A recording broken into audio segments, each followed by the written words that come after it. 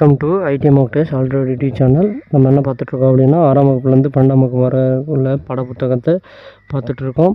இதில் வினா விடைகள் அப்படின்ற டாப்பிக்கில் ஒவ்வொரு இதையும் பார்த்துட்ருக்கோம். இன்றைக்கி 6ஆம் வகுப்புலேருந்து பன்முகத்தன்மை அறிவோம் அப்படின்றதில் ஃபஸ்ட் டைம்லேருந்து பார்க்குறோம். சரிங்களா? இதில் இந்த டாப்பிக்லேருந்து ஒரு 35 கொஷின்ஸ் பார்க்க போகிறோம். வாங்க வீடியோக்குள்ளே போகலாம். நம்ம சேனல் புதுசாக வந்தீங்கன்னா மறக்காமல் நம்ம சேனலை சப்ஸ்கிரைப் பண்ணிக்கங்க.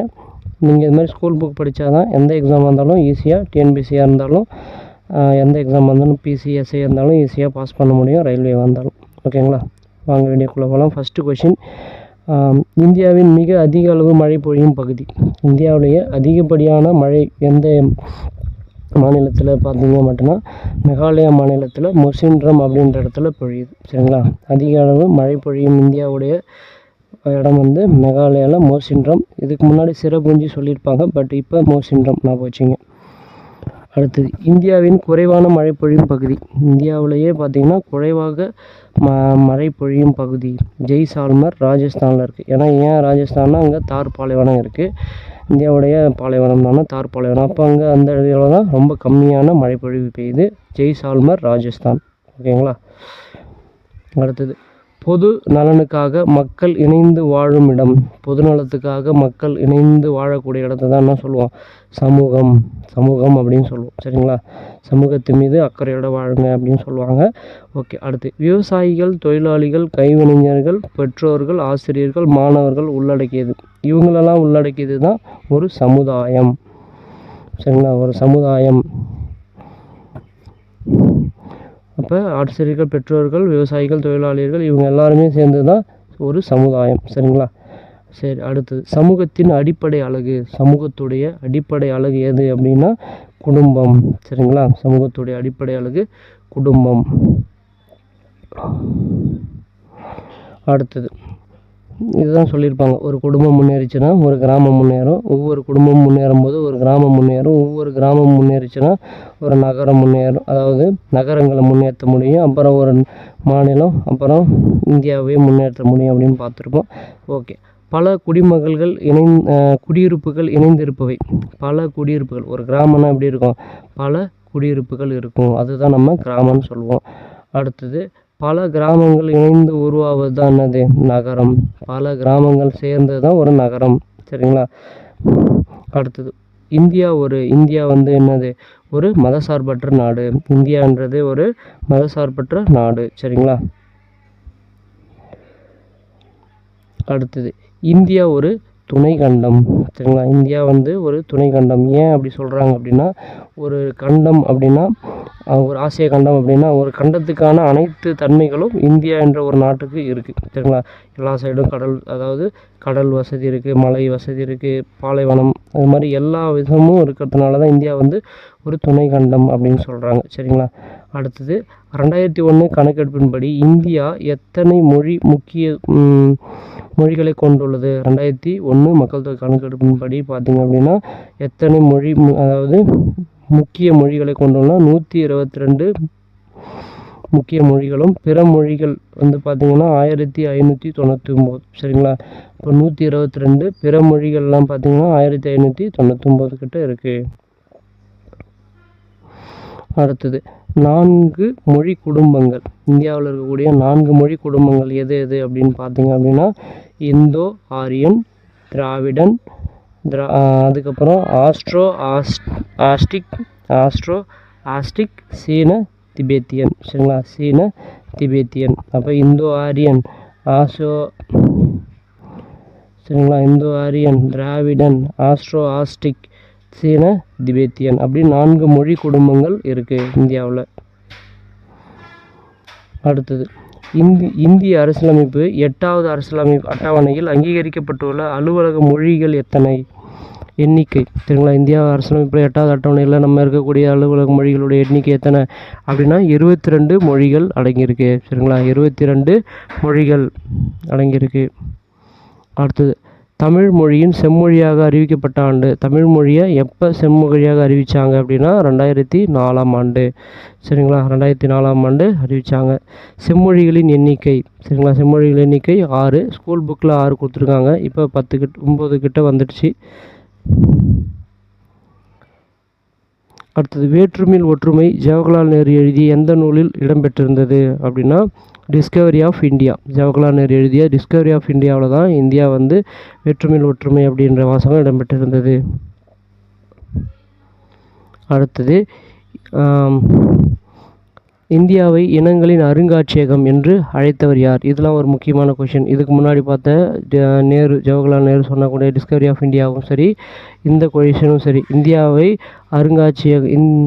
இனங்களின் அருங்காட்சியகம் என்று அழைத்தவர் யார் அப்படின்னா விஏ ஸ்மித். சரிங்களா, விஏ ஸ்மித். அடுத்தது இந்தியாவில் உள்ள மாநிலங்கள் மற்றும் யூனியன் பிரதேசங்களின் எண்ணிக்கை. இந்தியாவில் எவ்வளோ மாநிலம் இருக்குது, எவ்வளோ யூனியன் பிரதேசம் இருக்குது அப்படின்னு பார்த்தீங்க அப்படின்னா 28 மாநிலம், 8 யூனியன் பிரதேசம். சரிங்களா, 28 மாநிலம், 8 யூனியன் பிரதேசம். ஆனால் இப்போ வந்து 9 யூனியன் பிரதேசமாக மாறிடுச்சு. ஓகேங்களா, வச்சுங்க. அடுத்தது மோகினியாட்டம் எந்த மாநிலத்தின் செவ்வியல் நடனம்? மோகினியாட்டம் எந்த மாநிலத்தினுடைய செவ்வியல் நடனம் அப்படின்னா கேரளா. சரிங்களா, கேரளாவுடைய செவ்வியல் நடனம் தான் வந்து மோகினியாட்டம். அடுத்தது டிஸ்கவரி ஆஃப் இந்தியா நூலின் எழுதியவர் யாருன்னா ஜவஹர்லால் நேரு. இந்தியாவுடைய முதல் பிரதமரான ஜவஹர்லால் நேரு அவர்கள் எழுதியிருப்பாங்க. வேற்றுமையில் ஒற்றுமை என்ற சொற்றொடரை உருவாக்கியவர் ஜவஹர்லால் நேரு தான்.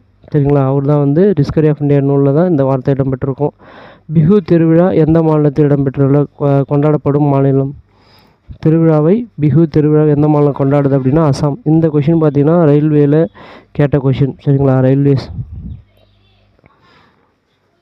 அதே மாதிரி பிசி எக்ஸாம் இந்த மாதிரி டாபிக் வந்து கண்டிப்பாக இந்த இதில் கேட்பாங்க, இந்த டாப்பிக்கை பொறுத்த வரைக்கும். அடுத்து இந்தியாவின் நாட்டுப்புற மற்றும் செவ்வியல் நடனங்கள். இந்தியாவில் என்னென்ன நாட்டுப்புற நடனங்கள், இந்த டாபிக் ரொம்பவே முக்கியம். பரதநாட்டியம் பார்த்தீங்க அப்படின்னா தமிழ்நாடு, கதகளி கேரளா, யக்ஷகானம் கர்நாடகா, இது எல்லாமே கேட்பாங்க இந்த டாப்பிக்லேருந்து. நடனங்கள் எல்லாமே நமக்கு பிசி எக்ஸாம்லேயும் சரி, ரயில்வே எக்ஸாம்லேயும் சரி கண்டிப்பாக இது இடம்பெற்றிருக்கும், எஸ்எஸ்சி எக்ஸாம்லேயும் சரி. அடுத்து குச்சிப்புடி ஆந்திரா, பங்காரா பஞ்சாப், டும்ஹல் அப்படின்னா ஜம்மு அண்ட் காஷ்மீர், தெய்யம் மோகினி ஆட்டம் இது எல்லாமே கேரளாவில் இருக்குது. கல்பேனியா கூமர் இது வந்து ராஜஸ்தான் உடைய செவ்வியல் நடனம். ஒரிசானாலே ஒடிசி. சரிங்களா, மணிப்பூரி அப்படின்னா மணிப்பூரி என்ற நடனம் வந்து ஒடிஷா, மணிப்பூர். ஒடிசின்றது தான் ஒடிஷா. சரிங்களா, ஒடிசின்றது ஒடிசாவில் இருக்கக்கூடிய நடனம். சத்ரியா அசாமில் இருக்கக்கூடிய நடனம். கதக் வட இந்தியாவில் ஆடக்கூடிய நடனம். கார்பா தாண்டியா ஆட்டம் ஆட குஜராத் பெண்கள் கூட்டம் ஆட அப்படின்னு பாட்டு வரும், பார்த்துருப்பீங்க. ஓகே, கார்பா தாண்டியா இது எல்லாமே குஜராத். சரிங்களா, பிஹுன்றது தான் இப்போ அசாமில் நம்ம படித்தோம், பிஹுன்றது அசாம்.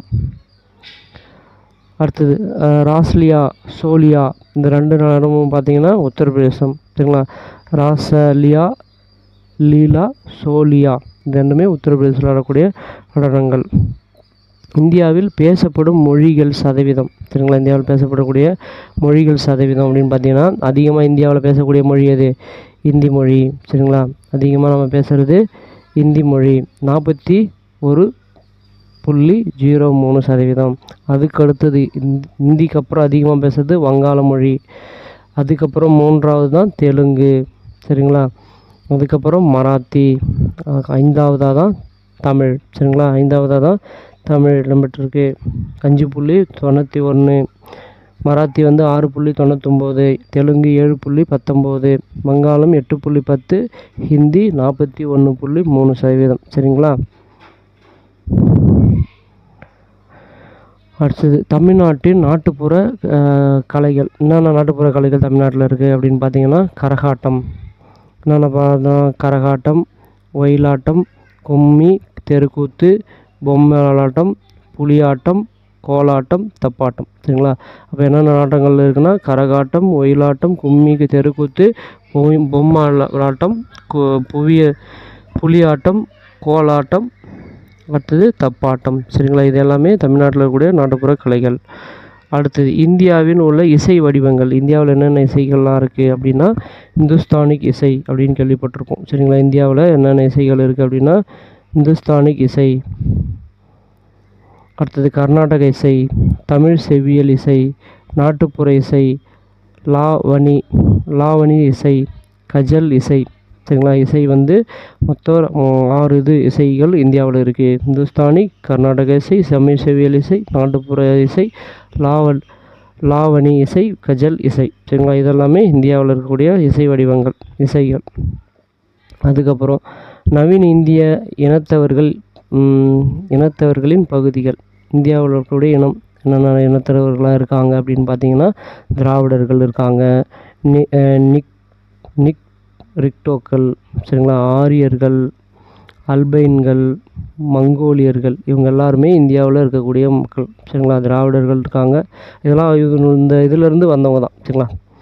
இப்போ இருக்கிறவங்க திராவிடர்கள், நிக்டோலர்கள், ஆரியர்கள், அல்பைன்கள், மங்கோலியர்கள். சரிங்களா.